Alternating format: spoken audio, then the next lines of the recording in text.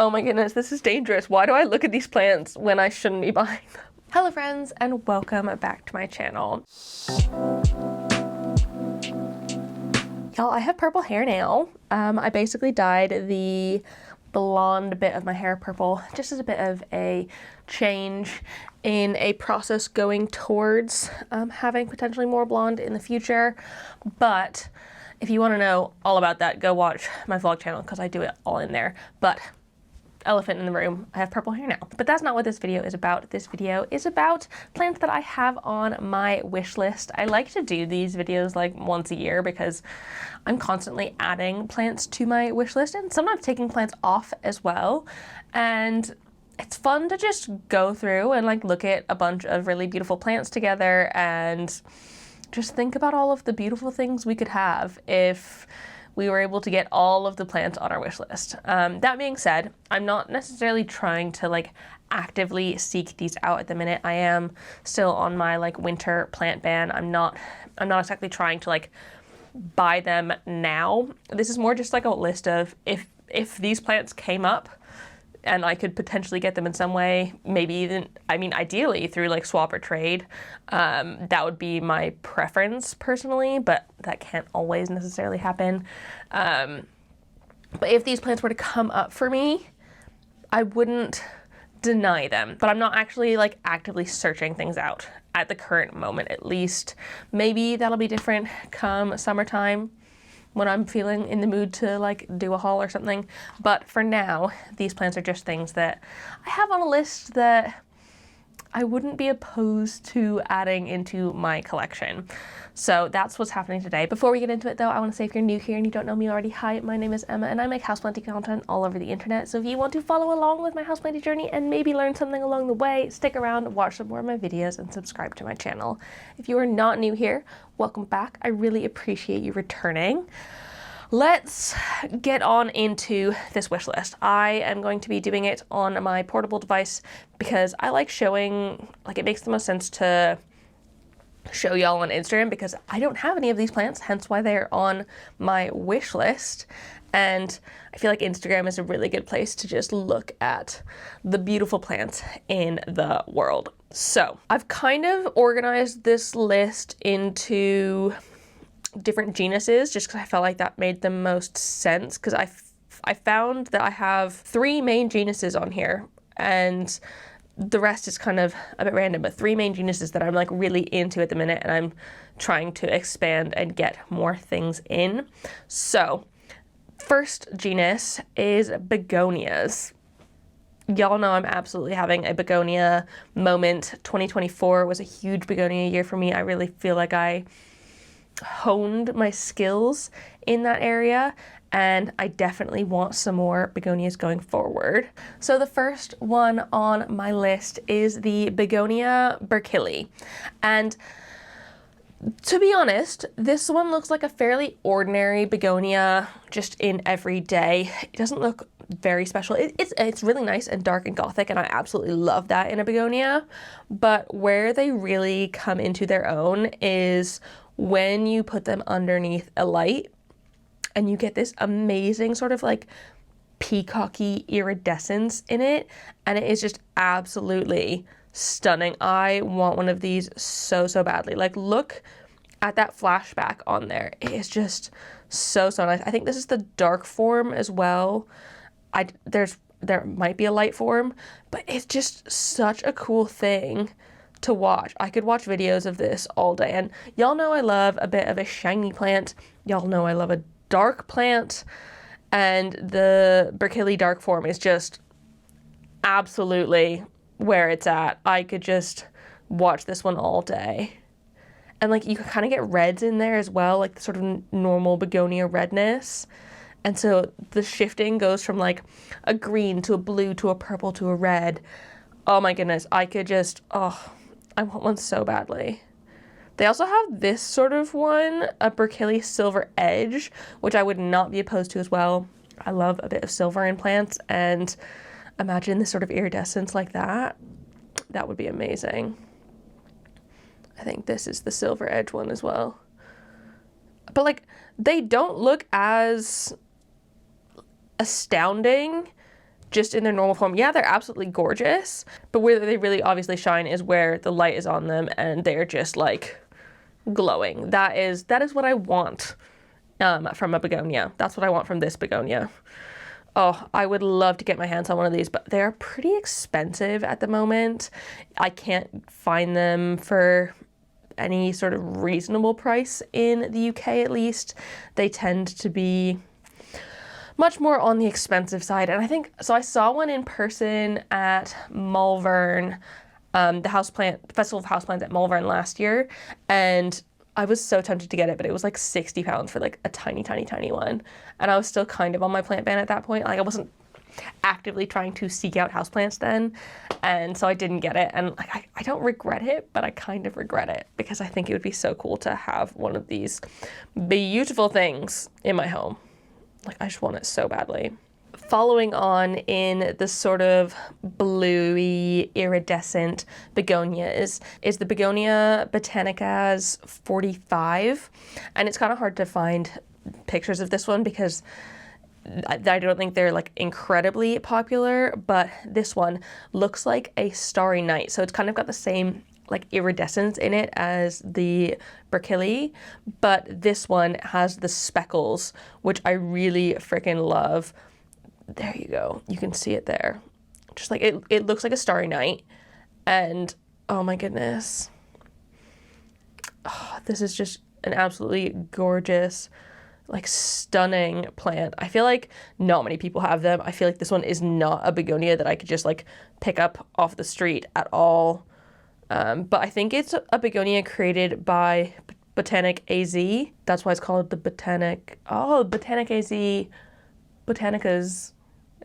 That would make sense. Botanic AZ 45. It's their creation, like their begonia number 45. I'd also be open to the like 90, 96, and 105. They're just like a bunch of different begonia hybrids that they have created at Botanica AZ. I don't think I'm ever going to be able to actually get them because I don't live anywhere close to that shop. But and I don't even think that's in this country. I think Botanic AZ might be in Arizona. And if it is, then there's absolutely no way I'm going to be able to get one of these here unless someone like smuggles a cutting in from the US. But, oh, they're in Tacoma, Washington. Still, like, there's absolutely no way I'm going to be able to like get my hands on one. But like, look at that. This is 51. I'd have that. I'd have that in a heartbeat. I actually almost like that one better than 45 because it's a bit more nebulous and starry. Oh my goodness, so freaking cool. They just have the most beautiful iridescent begonias there, and I could stare at them all day. This is another one as well. It's sort of like bigger angel wings in it. Like it doesn't look as amazing, not in the light, but in the light it just explodes with beauty. Also, sorry, the light actually in here is changing quite a lot. The sun's kind of going in and out. I didn't think that would happen because it was like fully cloudy, gloomy a minute ago, but you know, we're here now. Continuing on in the begonias, but in a very, very different direction. I really want to get a Bonia Bonatti F. I think that's how it's pronounced, but it is the really cool begonias that instead of having like flat leaves like a lot of begonias have, it's got kind of branchy, they kind of look like snowflakes in my mind, very snowflakey leaves, but I think they are so cool and they can grow absolutely massive. They kind of look hairy as well, and they don't look like begonias to me, and I think that definitely excites me. Like, whoa. It almost grows kind of fractally, which I think is really cool. I would love to get my hands on one of these. To be honest, I've not tried to get my hands on one of these in the UK, so I don't even know what the market looks like, but I think they are so cool. And maybe they're grown more as an outdoor plant, because I feel like a lot of these pictures look like they're more outdoor, but I would want to grow it as a house plant because I think they're really cool. So maybe I can get my hands on one and try that out. And I feel like it's just very different for a begonia, and I'm trying to expand my horizons on that front. And then the last begonia I have is the Bonia Sinbad. And oh my goodness. Oh, it's kind of like the opposite of the like really dark ones. This one is so bright and snowy because it has so many of the little white dots on it. It is super duper cool, and the leaves come in this more like pinky color. Oh my goodness. It like this looks like it looks very like cutesy and girly compared to the dark ones, and I feel like it would look really cool next to the dark ones as a sort of like cool contrast in there. But it's just such a beautiful one, and the spots, while the like green of the leaf isn't that dark, the spots make it look very light in comparison. And it's just a really cool. Also, I've been seeing Claire's one and it's been growing very well for her. So I just think it would make a really good addition to my begonia collection. I'm definitely hoping to expand my begonia collection this year because there's some really cool ones out there, and like tons and tons of hybrids. And I can't believe I went like 4 years of plant collecting without getting like heavily into begonias because they're really freaking cool. Moving on into Alocasia. Y'all know that I've been obsessed with those this year as well. I mean, I think I've been obsessed with Alocasia pretty much the entirety of my plant growing career, so it's not a new thing for me, but I definitely have some cool Alocasias on this list. The first one being Alocasia and Toro Velvet. And I think this one was recommended to me after I did my goth plants video because the leaves on this one are a gorgeous dark black. And they have hairs, I think, on them similar to the like Ponderosa Jacqueline. They have that kind of sort of texture. But from further away, it looks quite velvety, but they're really dark, stunning leaves. Oh my goodness. But it doesn't have like that sort of like waviness that the Jacqueline has. It's more of a solid leaf. But like, look how black that is. It looks pitch black, and I frickin' love it. Oh my goodness, this would be such a good addition to my collection. These leaves. They're almost like purpley black as well. I want to add this one to my collection so badly. In a similar vibe, but more of a waxy version, there's the Alocasia Infernalis Black Magic.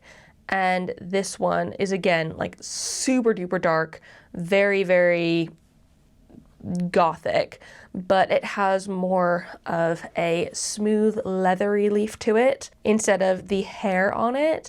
And I think, again, it would make a really cool addition to my collection. It looks like most of these photos are from Indonesian plant sellers though, so I don't think I'll be able to necessarily get one anytime soon, but they are really beautiful.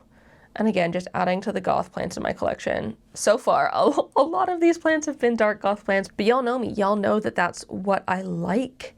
And I could definitely get into that. They also have a variegated one out there. I mean, that would be cool. It comes in this like peachy variegation color, which isn't necessarily my favorite, but it could be cool. No, I like the full black one instead. Give me the like proper black magic Infernalis. Yes. Moving into a silvery Alocasia is the Alocasia Dragon Moon, which is a hybrid Alocasia. It's a hybrid between a silver dragon and a mellow, which are already both silver, but it from far away, it looks like a dragon scale, but when you get up close, it's got that sort of mellowy texture in there, which I find so cool.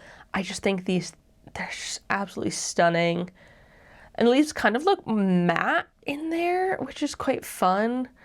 I would really like one of these. Again, I don't know if I'll be able to get one because they do seem like they're more being sold in like the Asian plant market. So maybe one day, but it would be cool. I mean, there's a wish list. It's not meant to necessarily be attainable. I know my last year's wish list, I got almost all of the plants on it, and so it was kind of like too attainable. So I'm pushing myself out of my boundaries this year and like adding things on that are a little bit more exciting and fun and could potentially be harder to find. I don't want to I don't want it to be too easy to find the things that I want, because then I would just get them all. And I can't afford to get them all. And then the last Alocasia on this list is the Alocasia Longaloba Silver. Oh, do you see this plant, y'all? This is just the most stunning thing. It's almost like white in its leaves. So it's got that beautiful Longaloba shape, but it's almost like someone's put a cloud in front of it. Oh my goodness. These leaves. Oh my gosh. Oh, they have them at Downtown Plant Club. Claire did a haul from there recently, and she really liked the plants.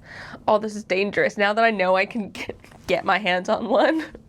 Oh, I want to get one so badly. And they have some that are like not quite as silvery. These don't look as intensely silver. I don't mind getting a baby one. I wouldn't mind that at all. But,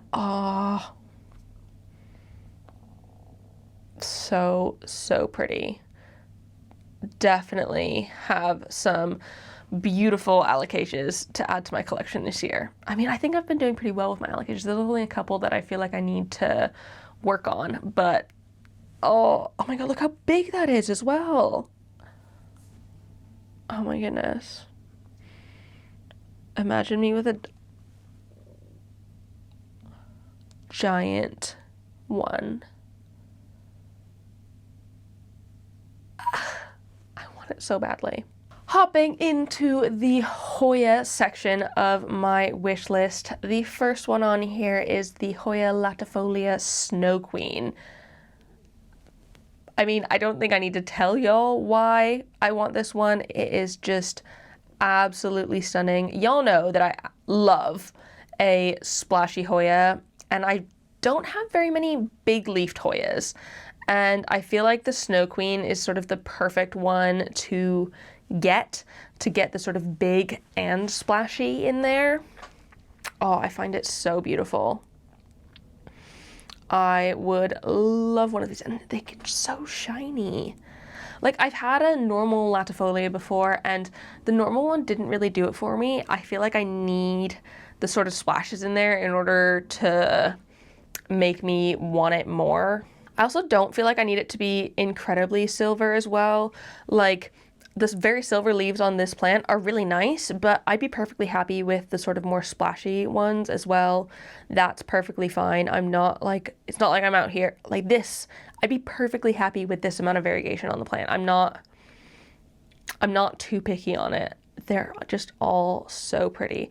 It's kind of got the same variegation as the Crassio Petiolata Splash, and I want it. I want it. Give it me, please. Similarly, I've got the Hoya Corosi Silver on my list, and this one, it's kind of similar and it's got large leaves, but this one is so much more silvery in here, and it looks like it has thinner leaves as well. I mean, I like the like less splashy one too, but just look at that. When it's like almost all the way silver, that is where it has my heart. I want it so badly. And just like the leaves on here, they're just so beautiful. And I wonder if they would go pink under sun stress as well. I bet you they would. If I can get my hands on even like a single leaf of one of these this year, I would love it. Oh, it's raining outside and it's sunny. There's probably a rainbow that way. Fun. Shame I don't have a window on that side of our flat. I can have a rainbow on my face instead. But yeah, I would love one of these. And I think the thinner leaves, something about them as well. I do quite like a thin leafed Hoya. So this one's kind of a 2-for-1. I wouldn't mind either of these two. The Hoya Polynera, either inner or outer variegated, or both. I would not be opposed to both. I guess the ones with more green will probably grow in slightly darker spaces, but the ones with the white centers are also just like, Yeah, is it Neura variegata instead of Albo marginata? Literally either of them. I mean, y'all know how I love my Polynera here and the Brogée I have. If I could add a sort of variegated one to my collection, I would not be mad. And it actually looks like there's more pictures of the inner variegated one, but I think the outer variegated one is just as beautiful. Oh my God, you know what I would love to have? In my ideal world, I would have both and I would put them in the same pot, and so it'd just be like a little bit of both in there. That would be the most beautiful pot of Hoya Polynera. Like, look at that. I would love to have a pot this big. I want it. I feel like I'd probably get my hands on Polyneras at least. I don't think it's that difficult to find them. I genuinely don't mind either way between the inner or outer variegated as well, which I think is helpful. Ooh, I could just I could just go to this person in Florida who has both the inner and outer in all of these beautiful tiny pots, and if I were them, I would just put every single one of these in the same place and in the same pot, and it would just all be one big beautiful Hoya. I want it so bad. And then I've carried this Hoya over from my last year's list. It's the Hoya Rangan. I still really want one of these, and I also do know that I can get them now at Grove Tropicals, and that is kind of dangerous.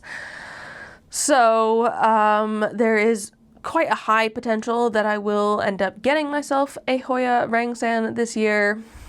I'm going to wait until it's not winter anymore and it's not literally freezing outside all of the time, but this sort of leaf shape and variegation just piques my fancy, and part of me feels like this one would be quite a fast grower. Literally, oh my goodness, this one, it literally says, this is a very fast grower for me. I hope that if JS Jungle can grow it quickly, I can grow it quickly too. And oh my God, do you see how big that leaf is? Oh my God. Oh, I can do it. I totally think I could do it. I think it could be quite quick. I want one. Oh my goodness, this is dangerous. Why do I look at these plants when I shouldn't be buying them? Oh. Another one that I've pulled over from last year's list, and I guess going into Synapsis as well, is the Synapsis Mayari, aka the sort of variegated version. I don't know exactly what type of Synapsis is a variegated version of, but I really want one. I think they're very beautiful, and this past year they have been quite expensive. I'd be curious to see if they go down at all in price this year. I think they probably will because, like, I mean, in the end, they are Synapsis, and so they're not that difficult to propagate. They take a little bit of time, but once they get going, they can propagate quite quickly. So I would hope that I would be able to get my hands on one, but I have a feeling this is going to be one I'd have to, like, trade for or buy as an expensive gift to myself. Like, I'm not going to be able to just come upon one of these in a random plant shop. They're like, it's just not going to happen.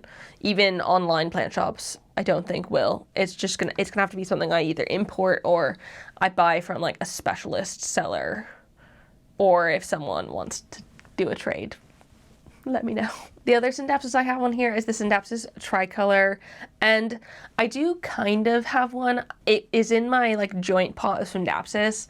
I got it as a present a few years back, but it honestly didn't do very well for me, and I struggled with it. It's very well could have died in that pot because I haven't seen any new leaves on it. It has been a fairly slow grower in my experience. But I really want to try again because I do think that they are really beautiful Synapsis, and I think I could do it well if I gave it another go.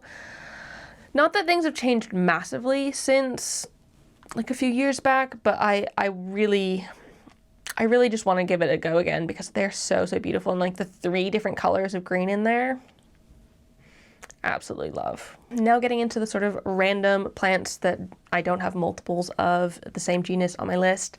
This next one, it's a very common one and one that I could probably just go down to my local plant store and purchase right now. I'm not going to, but I could. It is the Calathea Network. And I've actually heard this is one of the easiest, most resilient Calatheas. And I currently don't have any Calatheas in my collection. And I think I do kind of want to get back into them a bit, and I really love this sort of green on green pattern in their leaves. I just want to give it a go again. I haven't had one in a while. I kind of want to just like get one and put it into semi-hydro and have a big beautiful one. I think that would be really fun. I've just not done it. I've never actually owned a Calathea Network either, and so I think it'd be fun to give it a go and just try it out because they are really, really beautiful. Yeah, I'm gonna get myself one of these this year, for sure. I know that for a fact I will. One that has kind of come back onto my list because I've not actually been able to achieve / grow one ever, and like the ones I've tried to grow weren't right, is the large form Monstera. I really, really want. It doesn't even need to be variegated like this. I don't care if it has a variegation on it. I want a normal, non-variegated, large form Monstera with multiple rows of splits. I want one so, so badly. Like this. Give me this. I currently don't think I have space in my home for such a big plant, but I would absolutely love one regardless. I think they're so pretty. And I know they grow outside in different parts of the world, but in this country, I definitely couldn't grow them outside. And I just want those multiple rows of splits so bad. Ugh. I know if I want one, I'm just gonna have to buy one big though. That's the thing.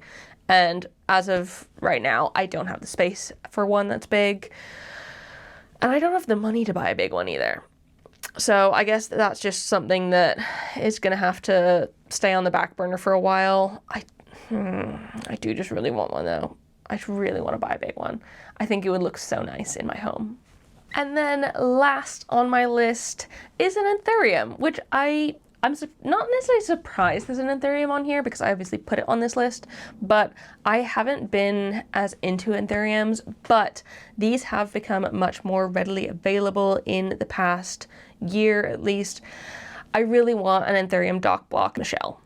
I think that they are so, so beautiful with this sort of red veination in there, the really dark, almost black velvety leaves. Tell me why I can't have one, because I want it so badly. And I think they're so, so beautiful because it's like, it's a red veination, but it's got white around it and then the green in there. I just think they look so beautiful. And even a Zara X Michelle I'd be fine with because they've got the sort of similar red and black vibes. But these have become much more common in the UK at least, and I've seen a lot more people grow them here. I think it's possible for me to be able to get either berries or plantlets, or even just a small cutting of one. Was this at Home Depot? Jesus Christ. Why don't we have Home Depot here?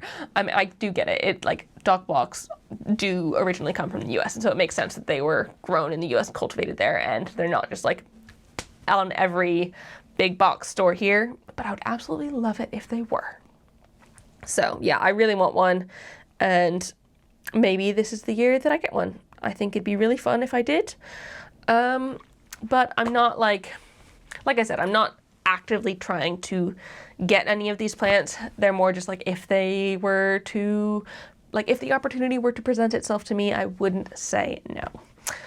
So that is it. Those are my wish list plants at the minute. If you have any other plants that you think I should add to my wish list based off of this whole list, let me know. Pop them down below in the comments. I'd love to see more. And I mean, I probably shouldn't put more on my wish list because it'll give me more excuses to buy more things. But like, you know, a girl can dream. But yeah, that is my wish list. Before I go though, I want to say a huge thank you to the newest member of my Good Growing fam on Patreon, Cara. Thank you so much for joining in. I really appreciate it. I hope you love it over there. If anyone else is interested in joining my Patreon, it is £3 a month, and for that you get everything for that one low price. You can think of it as buying me a cup of coffee, running one of my grow lights for a month, aka taking care of my plants for me. I really appreciate it. Thank you. And you get all of these things from bonus content, access to polls where you can vote on what you want to see on my channel, live chats, and more. So that's there if you want it. Absolutely no pressure. If that is not your thing, that's totally fine, but it's there if you want it. Otherwise, thank you so much for watching this video. I hope you liked it. If you did, please give it a thumbs up down below and leave a comment on other houseplanty things you'd like me to talk about in the future, and subscribe for more. I hope you have a fantastic day, and I will see you in the next one. Happy New Year again. Don't forget to keep growing. Bye!